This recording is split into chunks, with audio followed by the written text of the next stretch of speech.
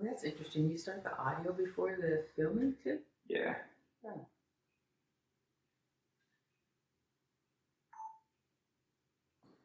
All right, welcome back to another video. And today I was going to make you guys a video about parenting tips. I saw something about an allowance and there's just a lot of thoughts swirling through my head.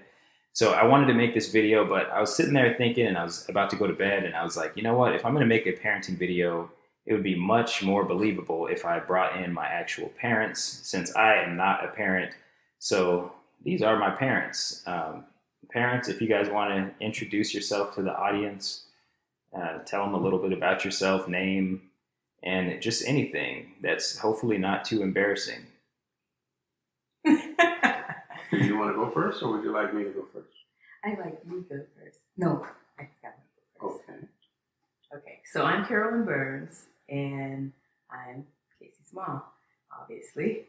And I grew up in Tacoma, on the east side of Tacoma, which is not the best neighborhood in Tacoma. So I have a little background in growing up in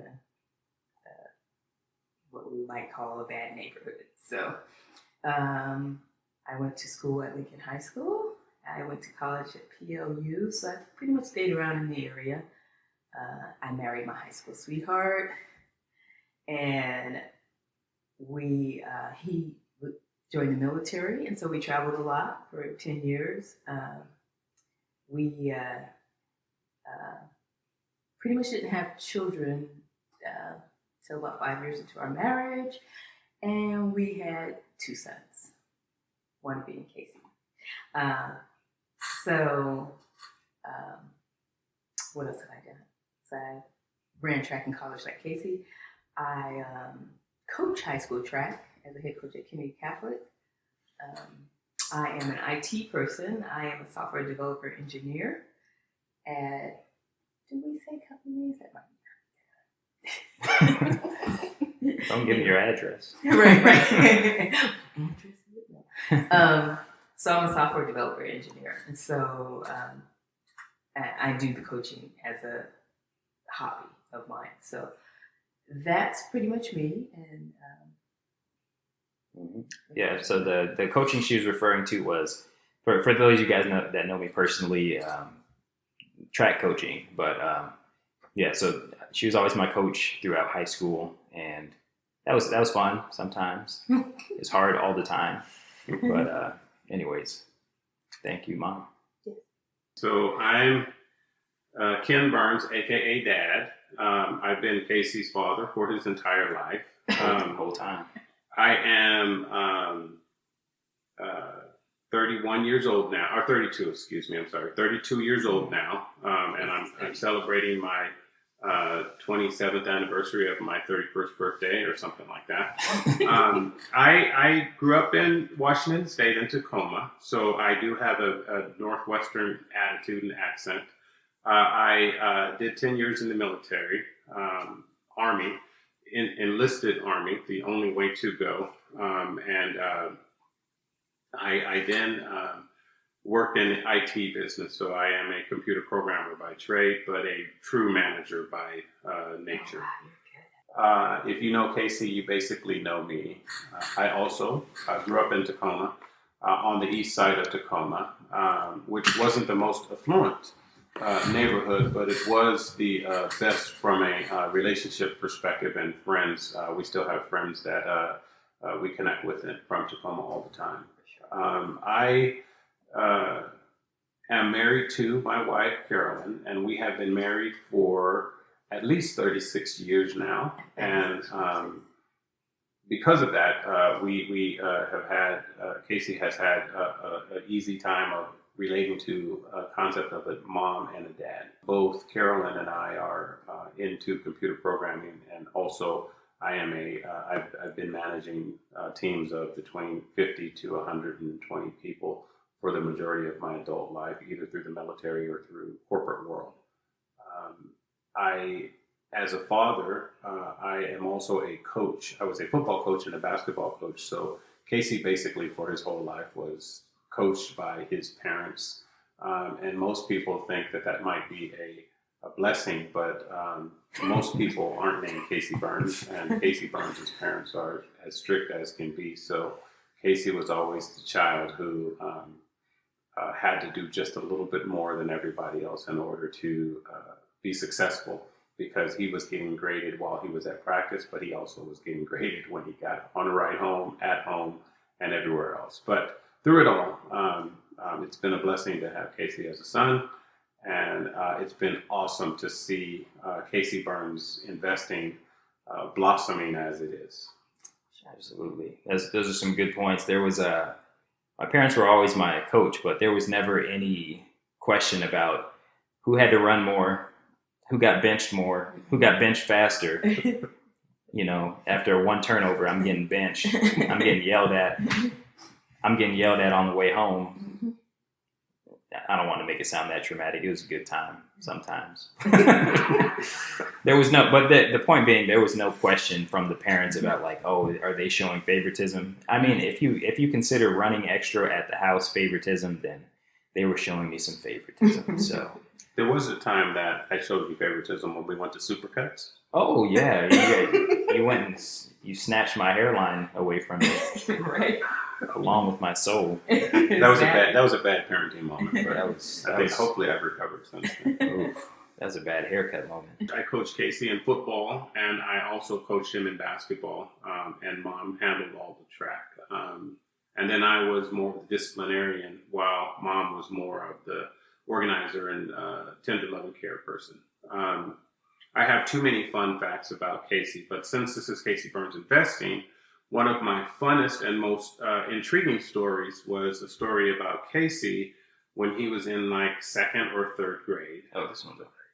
And it was Halloween. And so Casey was very vigorous about getting Halloween candy, and he actually managed to get about 3 or 4 pillowcases full of Halloween candy, and I thought it was odd because Casey doesn't really like candy that much. And so, as it turns out, about 3 weeks later, his principal at his elementary school called us because Casey was selling candy at a 300 or 400% markup, and most of the children at the school. Now, keep in mind that it wasn't second and third graders like he was. It was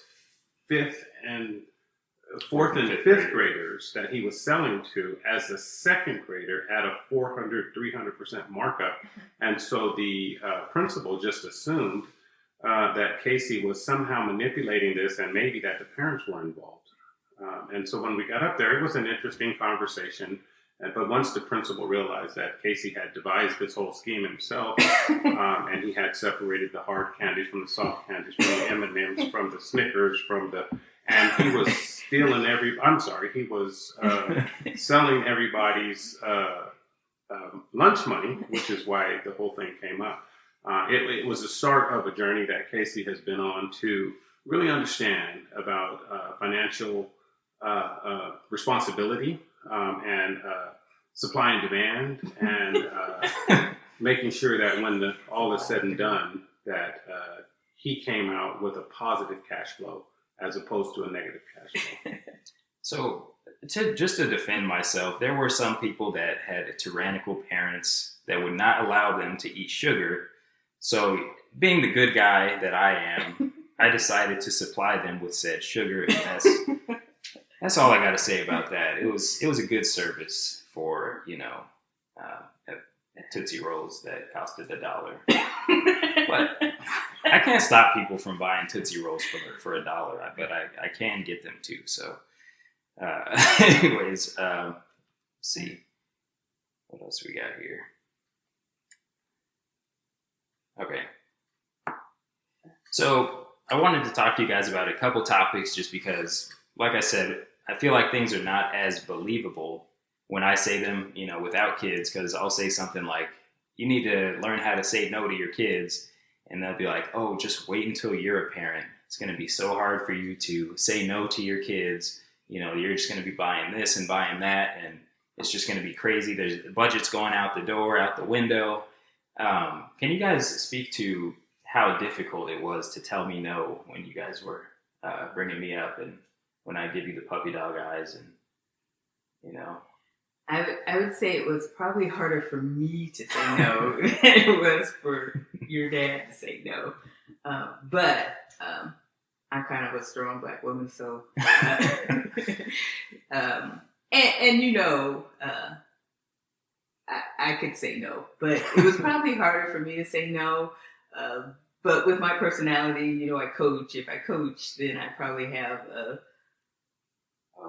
those track days, a knack to say no when, you know, people don't want to do things. So I think you just have to stick to your guns and know that when you say no, it's for the goodness of what's going to become of you and what you'll become in the end, which is something great, I think. So vote of confidence. To speak to that, I think that a lot of parents think that their kids aren't observant or stupid, don't understand the greater good of what they're trying to do. You guys always kind of broke it down to me like, hey, it's a no because this reason. You know, Mm-hmm. we have standards, we have to save our money, and I kind of always understood that, and it was like that's just what we do, and that was the standard in the house, and it's just kind of how things operated. But So for me, when folks say I can't say no or yes to my children, it's more my kids are asking me something and I don't know how to say no. For me, it was never about that. It was always situational questioning. And so if you asked me, can I have that 15th piece of candy, that was an easy no. Versus if you asked me something that was more relevant and germane to the subject, it would be harder for me to say no if, in fact, the true answer should be yes, right? Mm-hmm. But there was always a purpose in my parenting and my relationship with you as a son in order to get you to a point where you could be independent. Because I always felt that as at 18, 19 to 22-year-old after you finished college, I wanted you to leave the house, but I knew you couldn't leave the house if you weren't responsible enough to take care of yourself. And so I had an experience with your older brother that really set the stage for me in my no and yes saying ease. And that was, he was probably about 3. And we were at that time, that was our firstborn. And at that time we were learning how to be parents. And I was in the mode of saying no 5 or 6 or 7 or 8 or 15 times, as if that made a difference, right? And after you say no more than once, your kids don't hear the no anymore, they hear the maybe. And so your older brother and I were in the kitchen, and I was cooking, and he wanted to reach up to grab some food on the stove. And I said, no, don't do that, it's hot. Mm-hmm. You can't. And he's like, but Dad, I want, and I said, no. And then the third time I said no, my military instincts kicked in, and I'm like, okay, today's the day. And so he reached up there, and I was watching him, but I wasn't really paying attention, watching him where he knew I was looking at him. And he barely touched the eye, and it burnt his little finger. And he pulled his hand back. He's screaming, and then he looks at me, tears in his eyes, and I said, no.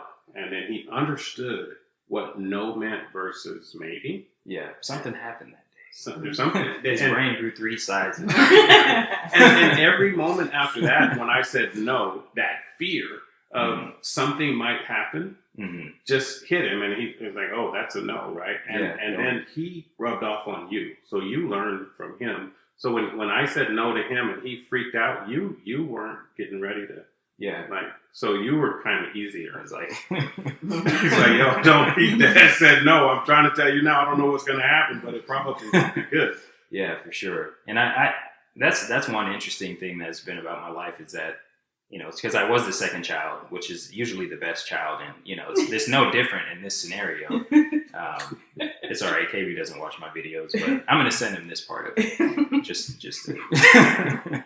But where was I even going with that? I was going to say that I would not that you guys weren't present. You guys were very present, but I was mostly raised by my older brother for the most part. I mean, he was not a father figure, but he was present for most of the hours, and you guys were kind of handling business, and obviously you're around, very supportive. But Yes, yeah, I would agree with that. Yeah. He was a hands-on big brother. Mm-hmm. He went he was 4 years older than you, and like the third day you were home, or actually the first day you were home, he wanted to change your diapers. yeah. He wanted to pull you into wherever he was. He was wanted dragging you to go outside. He was literally having you by your arm, not in a bad way. He everywhere he was going, he wanted you to be there, and if you weren't going fast enough, from a 4 years perspective, he would drag you, and so you would sit there and get dragged, and you were a tough little kid. So Yeah. like that was the way you got from place to place, and you lift your arm up, he'd grab it, he'd drag you there because you were too slow, and you'd get there, you'd sit up, and y'all would do whatever you do. So, Yeah, that's funny because that never really.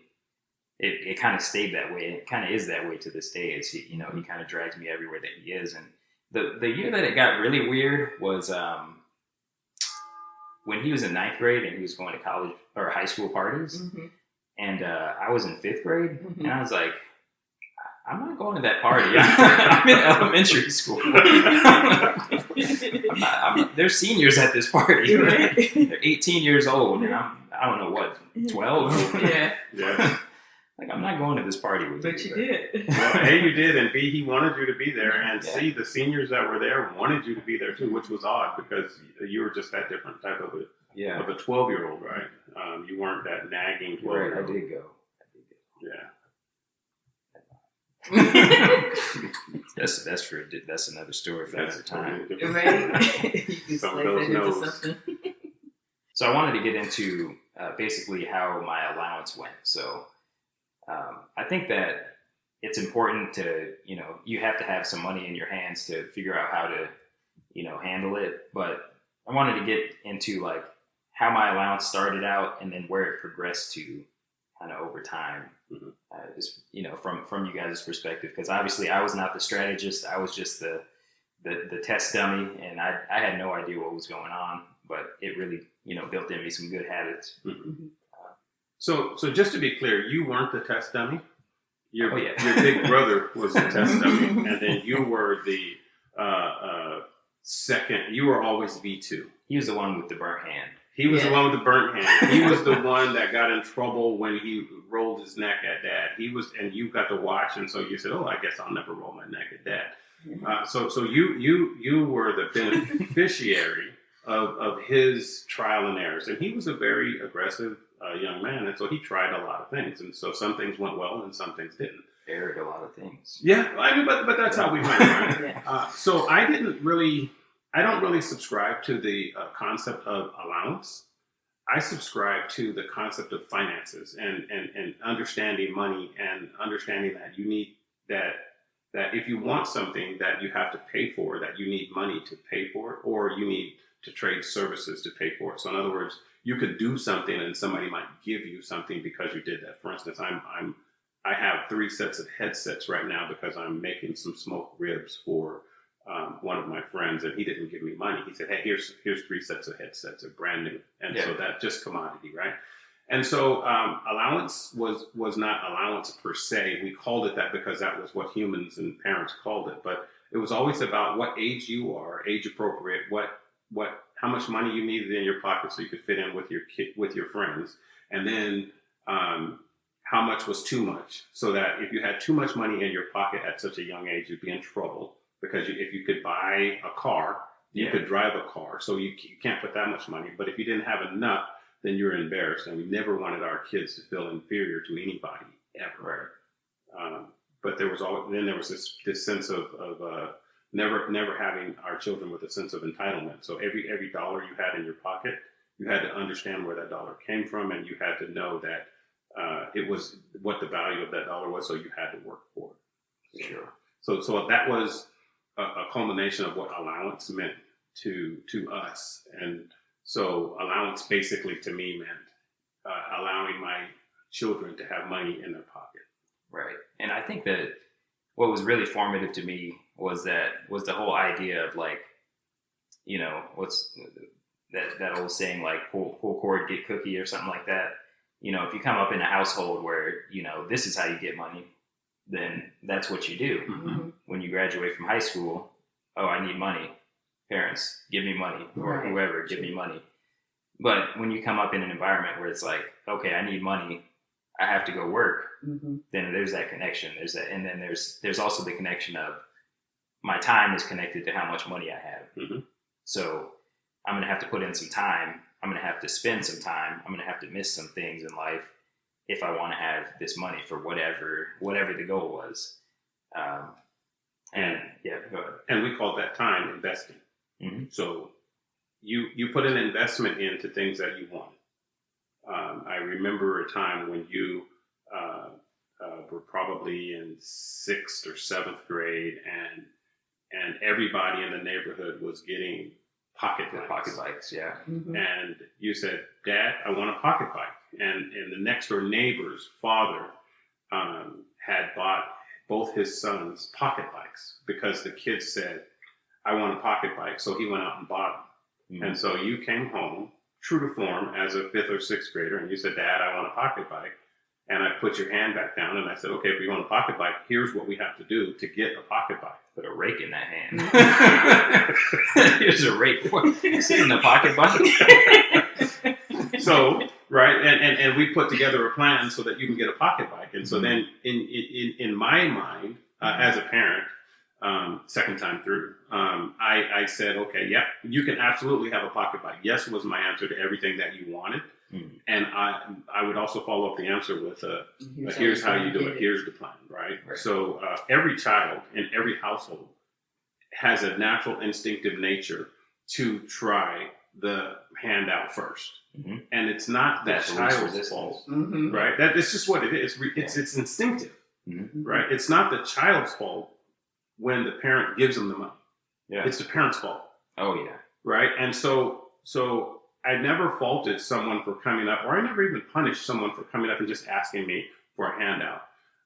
But I rewarded them with a challenge to get that handout if they really wanted it. And so if they really don't want it, then they don't do that. They don't do the investing part to get to where they want to be. They just say, "You know what, forget it. I don't want to do that." He's like, "Okay, easy." Yeah. But if they want to do the investing, then let's go.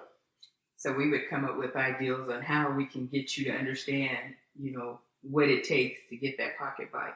And so we put together like spreadsheets and said, okay, here's your income area where you can actually make money and get this pocket bike. But then there was always the tax area too, because this is where money would be taken away if you didn't do these things. So that's what we consider taxes when we created this spreadsheet. Oh, yeah. Of course, I created the spreadsheet, but so then you had a concept of what you have right now. When you see your leaving earnings statement, you say, okay, they're paying me so many dollars per hour, and that's all my income and stuff like that. But down here, the federal government is taking taxes, and Medicare is taking taxes, and unemployment insurance, they're taking taxes, and there's a speeding ticket. and there, so we wanted you to understand that concept too. Yeah, you can make this income, but there are also things you have to pay for making this income. And it was interesting that even the taxes, from what I remember, they would instill kind of values as far as like the taxes would be not doing the dishes. Exactly. The taxes would be, having food in your room. Mm-hmm. The taxes were the rules. It was kind of this, this system where it's like, all right, you can, I'm not even going to finish that sentence. I could not follow the rules. It was.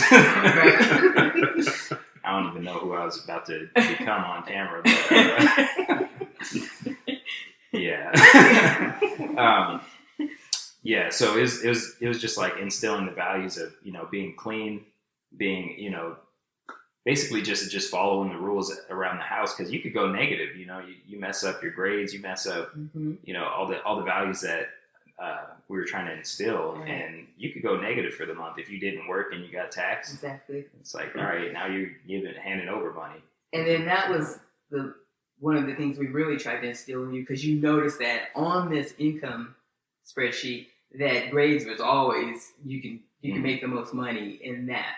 It's like if I get straight A's, then I'm getting a substantial amount of money, whereas if I cut the yard, I'm getting some money. Mm-hmm. If I'm doing cleaning my mom's bathroom or I'm getting less money. But if I get these grades, then whoa, I can get that pocket bike in a month. That's kind of sick. You guys are pushing me towards that, but when you got your first check, and your first check, you thought you were making so much money, and you saw this area that said taxes. Mm-hmm. You didn't even have to blink. You didn't. Right. You're like, I know exactly what this is. Now you had to ask. Okay, like you knew what our tax structure was, and so you knew that if you didn't wash your dishes and do your chores and clean your room, and if you had food in your room, which is a negative, right, there were certain taxes. But then it was like, Dad, who is FICA? Yeah. Right, Dad, who is Medicare? Dad, who are these people that I'm giving some of my money in taxes? What are these penalties? How do I cut them out? Right. How do I not put food in my room so I don't get this tax? And then we had to explain that. And FICA's going to be here, right? But it wasn't like a totally crazy concept to you. You understood that part because you've had that for your whole life. Right. So another thing I wanted to get into was the whole idea of outpatient care, or in other words, being in the house and getting so dependent upon your parents that, it's hard for you to leave, or, not really hard for you to leave, but they just, some people tend to not leave the house for a very long time. And it's as a result of the enabling that has happened in the household. So I kind of wanted to get my parents' take on, how they were able to prevent that and some steps that they took as parents to, foster that sense of independence in their kids and in us. So okay, so this dovetails dovetails all the way back down to being able to say no. Right. And so we had to, again, your older brother was 3 when I really solidified no to him, which means that I had already solidified no to you at birth. We never really had any outpatient conversations. What we had we had criteria in order to get to a place where you wanted to be. So when you were in high school, we had the conversation where I told you, no, you can stay in the house as long as you want to, and you can actually start setting some of the rules. But to do that, you would have to pay the entire mortgage. Right? Like this is like, I don't remember. Okay, never mind. I remember that part. So you have to pay the mortgage, right? So if you're going to be willing to pay the house mortgage, and if you're going to be willing to clean the house because it's your house now, then what I will do is I will take some chores and I will do some chores. And then you could set the chores, but you have to pay the mortgage first. If you don't pay the mortgage, you can't be the one who owns setting the chores. Okay. Right? So, and so it's like, I do remember that. I knew that was an easy conversation for me because I knew that your income at that time wasn't enough to pay a fraction of the mortgage. And so that was really, but in your head, you're like, what do I have to do to pay the mortgage? And then once we showed you what the mortgage was, you're like, what do I have to do? Can I do something else? It's like, yes. The thing you can do is you could go find a cheaper place to live, right, than what we live like. Just providing some alternative. Here are your options, right? Yeah. And so that was that part, and that was when you're in high school, because as a high school student, we weren't just gonna not let you stay here. Then the reason he would want to do that because the rules we had in place were still if you are a child of ours and living in our house, it's okay. Don't bring company home to stay. Company. Yes, company. but again, that was that doesn't happen here. Just things that discourage you. Okay, well, that's not gonna be comfortable because I want company. You'll need to have these chores done because this is our house, and so unless you want to pay the mortgage. So what we did was didn't make it so comfortable that you're just this is the spot for me. Because I got my company and I don't have any chores. So why would I leave? Why would I leave? And so that was a dovetail of the or the genesis of okay, here, if you pay the mortgage and if you do this, then you can set the rules. Mm-hmm. And one of the rules was, no, you can't bring company over here. Mhm. It's like, but I want to. Okay, cool. You can bring them over here if you. This is what you have to do. This is the standard you have to set. Mhm. Now, here's what I also said to you at that time. You may not remember this. I said there is this thing called rent. So if you go get your own place, and if you don't have roommates, and if you don't have people right next to you in other walls where you cannot be too loud or whatever, then you can set the rules. But the rules are going to be determined by the environment that you can afford. And so if you can afford an apartment that has people above you and below you and beside you, then you have to be quiet. If you can afford a house where your neighbors are right next to you, like literally a stone's throw away, then you have to be quiet. If you can afford a place where you can have a half an acre, a full acre, then you could be a lot louder, right? So your investment in yourself and in your job will depend on what you can get. So this whole outpatient thing, we spun it in such a way that it was never really about, can I stay live with you? Because the answer, can I stay and live with you, was always yes. Yes, you can stay here as long as you like. Mm-hmm. But if you do, There's some rules. there are some rules. Mm-hmm. Because for me, and why I listened to Casey Burns Investing is because I wanted to know how I could use less of my money to pay my mortgage off. And if you were going to live here, which I don't mind because I've been living with you your whole life, Mhm. if you were going to live here and pay my whole mortgage, you could stay.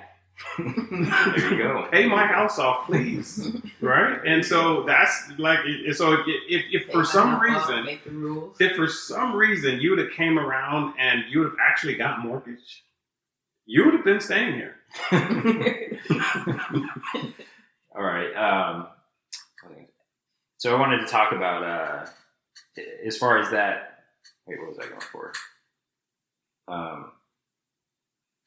Okay, so there was the idea that we could stay here, and yeah, you could stay here and pay the mortgage. There's that. That's I mean, kind of a joke, but I mean, you're probably dead serious though. At that point, you might as well just have your own house. But there were Right. deadlines that you set That's the for us. point. Yeah. At that point, you might as well have your own house, right? Like, yeah, I already have enough to make my own house. It's like, well, get out.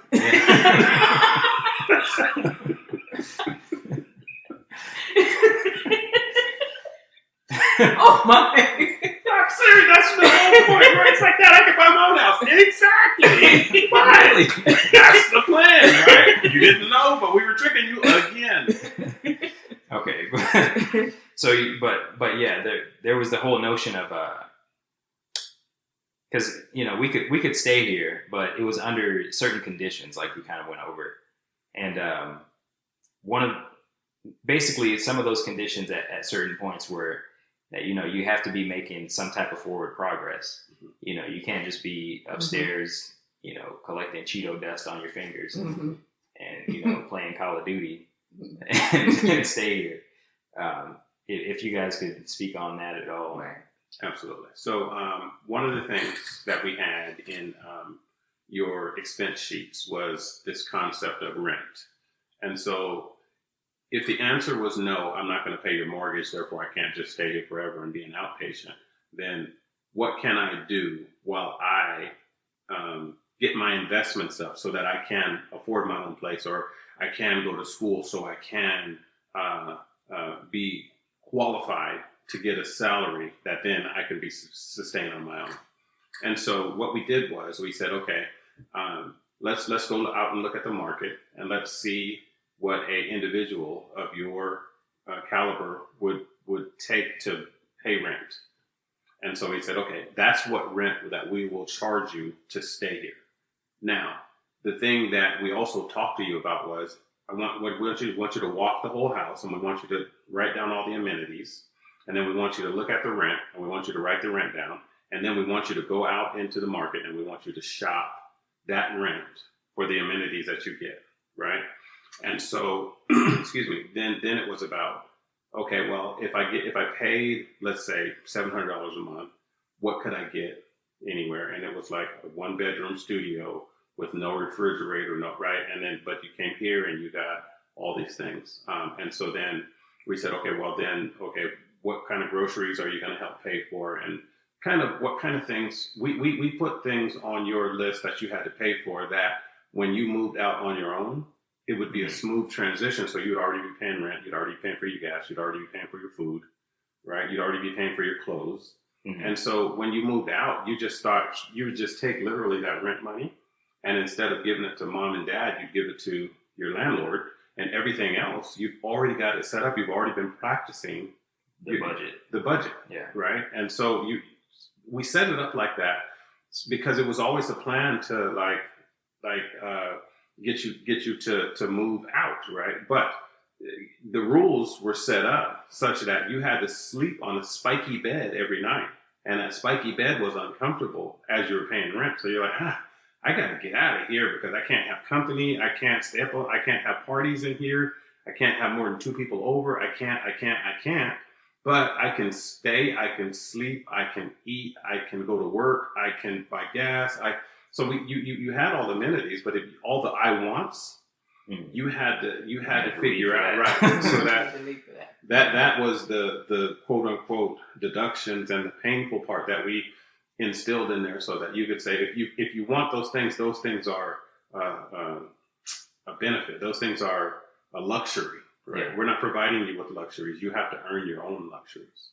Yeah, and I think at the time I resented it, but I come to kind of appreciate it just because, looking back, I would say that as far as like buying my house, I started before I was ready, but really with anything in life, I feel like you should kind of start before you're ready, because you're never going to really feel ready. It's like, exactly. when is ready for me to buy a house? Like when I can buy the whole thing outright, right. Am I going to stay here for 3 years and, pay completely cash for it? Am I going to, so I kind of come to value that over time.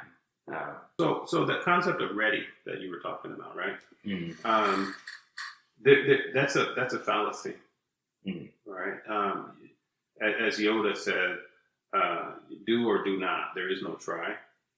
You said I wasn't ready to buy a home when I started to buy a home, but you have a home that you're now thinking about what's the next phase, because you've already gone through that, right? Some people say, I don't know if I'm ready to have kids. I don't know if I'm ready to buy a house versus renting. I don't know. There is no ready. Like right. You're either going to commit and do it, or you're not. And so when you talk about what can you do to retire at a certain age, and am I ready to retire? Am I financially stable to retire and all that stuff? Life is about choices, and choices are just not about ready. It's about commitment. Yeah. So you committed to buying a house, so the house was bought. You committed to having an investment channel. You have an investment channel. You committed to the military. Yeah. You committed to track. You got your rewards, right? So ready is not a real concept for me, right? Because I'm not ready. Every time I go swimming and the water's a little cold, I'm not ready to get in the water. And I could tip a toe in there and kind of, but the way that we did in our family, you're standing on the dock and 2 of your older cousins come and they push you in and like, woo. Yep. Okay, I'm ready. I'm wet. That's kind of funny you mentioned that. I've been going through the guy who I was talking to you about, David Goggins' book, and he talks about how when they were going through BUD/S with the SEAL training and everything, they initially like when he went through, they were just sending guys through. They would just show up. You were supposed to prepare yourself. But then later on, they started to prepare them, for a month or 2 before they actually sent them to BUD/S. And they said the only thing that happened, the washout rate didn't go down at all. They just had some stronger quitters. Right. So they just had, excuse my language, he's like, we just had some strong ass quitters. Right. So they lift them, run them for two months, and then you get to SEAL training, and they have you awake for a week, and the same amount of people quit. Right. It doesn't matter how strong they were. Right. Mm-hmm. So it's a commitment. Either you're committed or you're not. Right. Like I've been around muscular people who, when it was really time to fight, they just look pretty. Yeah. When somebody hit them, they fell. Yeah. And so you got to be committed to the fight, or else you're not going to be able to win. Yeah, Mike Tyson said something about everybody's got a plan until they get hit in the mouth. Right. It didn't matter. Once that happened, now we'll see who's ready. Yeah. So one thing that I remember from my childhood, as far as my allowance per se, was that when we were younger, it kind of started in a certain way, and then they progressed it to the point where, you know, I had to make more choices, had to be more independent. So if you guys could speak to the audience on, you know, kind of your thought process behind that and maybe what that looked like. I think that was really formative, and it really kind of helped my mindset going into adulthood. Okay. You want to go first, or? So it was interesting, this whole concept of allowance, and then this concept of age progression and allowance from a parenting perspective. As a younger Casey, we knew that you like to be financially independent, and so you like to have money in your pocket so that you weren't having to ask people to buy you stuff. But we also knew that there should be limits, and so as a younger second, third, fourth, fifth, sixth grade, we would give you basically some money that you could keep in your pocket that would be commensurate with what that age appropriate kid would have without putting too much money or not putting enough money in your pocket. So that was a cool parenting game we had to play. As you got older and we had to start factoring in responsibility, what we wanted to do was we wanted to factor in where the more money you received from us, the more you had to earn it, A, and B, the more you had responsibilities on how to spend it. So if I gave you $100, you for sure were going to have to buy your jeans and your tennis shoes, right? And so the amount of money as you were older was, from an all-up perspective, was more. But the way that you earn that money, there was more responsibility on how you could earn that money. So we would, the amount of money might go up, but the amount of things that you had to do to earn that money would also go up. So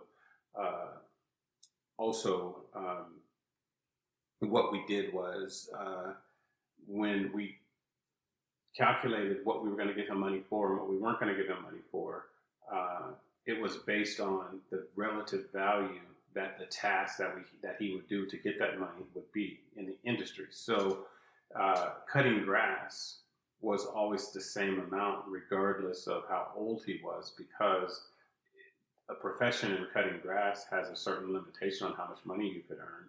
Whereas if your grades were getting better and better and better up to straight A's, we would give him more as he got older for straight A's than we would for cutting more of the grass or cutting the grass more often. And so we were trying to set him up to say, these professions will pay this much, these professions will pay this much, this behavior will be able to allow you to get this much, and this behavior has a ceiling and a limit. So those were basically the way we set what we were going to allow you to have in his pocket and what we were going to be amenable to pay.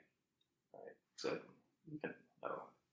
Okay, so I felt like the way we set it up was to influence you to do the jobs that would make you more money, and so that you could do the things that you wanted to do.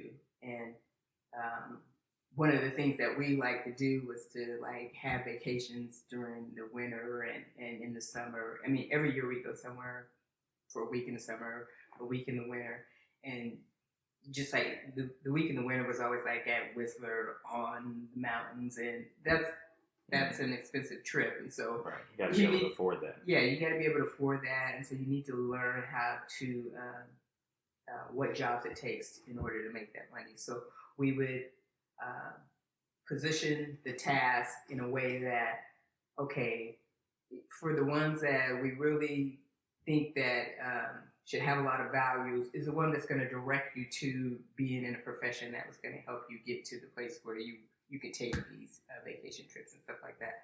So that was our thinking too, which is why Kenny had spoke to the fact that, okay, we do want you to learn the value of physical work, of cutting the yard, cleaning your room, blah, blah, blah, but you need to know that that type of career may not give you the same amount of return Yeah. in cash to make you to allow you to do these other things that you like to do. Right. I think the biggest takeaway that I took from that was, I think the biggest takeaway that I took from, I guess, my childhood was like, this is, as far as those physical, manual labor tasks that were basically minimum wage tasks, clean this, cut the grass, wash the car. Mm-hmm. It was just like that life was, basically a minimum wage existence. And I started, as you guys plugged me into the budget when I was older, which that's another thing that we could get into, was that, by the time I was about 15 or so, you guys kind of started, plugging me into the budget and saying like, hey, this is what, the money looks like. And I really understood kind of what was going on with the budget, and that the budget doesn't get broken, and, the purpose for the budget. It basically, the takeaway for me was that I didn't want to be a minimum wage worker. And in order to make more, I was going to have to kind of use my mind to, to go ahead and make more, do something that wasn't just going to be, physical labor, minimum wage type work. Mm-hmm. Yeah. And so we also tried to do it by example. So in other words, like, we wanted to show you a lifestyle that we had carved out for ourselves, including our family. So things like we would take annual trips to Whistler, and when we went to Whistler, we would go to like Earl's, and we would have calamari, and we would have the giant Earl's juicy burgers because Casey and his brother loved those big burgers, and they would basically do anything that they had to do from an allowance, from a work at home perspective, so that when our Whistler trip came available, they were able to get that. And then later on, when they were able to take their own trips to Whistler, and then they were actually learning what it costs to be in Whistler and do the things that we did, they realized very quickly that they couldn't stay at the ski in and ski out. They actually had to stay 5 or 6 miles away from the slope. So when they woke up, they didn't just pop the board on and start skiing. They had to get all the stuff. They had to walk to the bus stop. They had, but that's the difference in the financial bracket that you could be in, and what you could afford and what you couldn't afford. So we showed them the whole gamut. When I think it was Casey's older brother came home one time from Whistler, the first time he went, and he said, "Dad, that was a totally different trip because like it wasn't fun, because by the time we got done getting to the slope and getting back from the slope, we wasted half the day because we had to wait for the bus versus just being in a ski in and ski out." So all those things were like, okay, if you want to stay in the ski in and ski out, then you got to study hard. You got to get good grades. You got to figure out the profession you want to be in, and that was dovetailing into this. Why you got more money for Different grades than you did for cutting grass, right? So yeah, I think that was a great connection to make between, just the type of work, the quantity of work, and the amount of reward with it. And one thing that has always stuck with me that I did want to bring up in this forum was my prom story, and that was.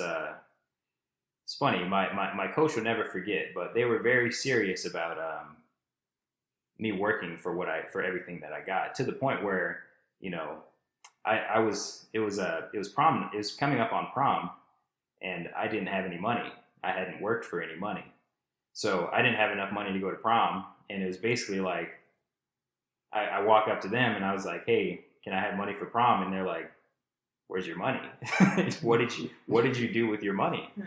And they're like, I don't know what to tell you. So ended up, they were serious. They were hardliners, and I admire that, because they were serious about instilling those values where, like, if you didn't have the money to do it, if you didn't work to do it, you didn't save, you ate all your money, well, I guess you don't get to go to prom. You don't get to go to Whistler. You don't get to have that pocket bike. You don't get to have, these things if you don't connect that time to that work. But anyways, I don't know if you guys have anything to add for them on that, or any perspective different to add on that, or. Well, I think you did end up going to the prom. Coach B. Coach B. I think that you were able to use negotiation skills to get that money. I think that in line with that, you were always the son of ours who, whenever we would go to an event, you wouldn't have money because I would know when you had money or didn't have money. And then you would come back with 2 hot dogs, a soda, and some stuff for us. And I'm like, where did you get this from? And you said, well, I got, and your negotiation skills were just on point for somebody who was so young. And so then I would like, well, who do I owe money for this? And the answer from you was always, oh, you don't owe anybody any money. I got it covered. I'm like, you can't have it covered because you don't have any money. But you're like, Dad, I got it. And then I would go talk to the person behind your back about who got it. They're like, nah, he's good. And I'm like, okay, I'm going to let that go. Right? I still to this day do not know what you used to do. Maybe it was the puppy eyes and it worked on other people to get people to just give you money, and then you used to take that money and invest. I guess it goes all the way back to, the candy, but you just had a natural knack for that. And so, yeah, but it wasn't coming from us. And I think we instilled in you that in order to get something, you were going to have to work for it. Right. So anyways, I think that's about it for the topics that we've got today. Hopefully you guys like this forum. You guys like this video. Just wanted to, introduce the parents, talk a little bit about parenting. Since I wasn't a parent, I just wanted to have the actual parents. I didn't get embarrassed too bad today.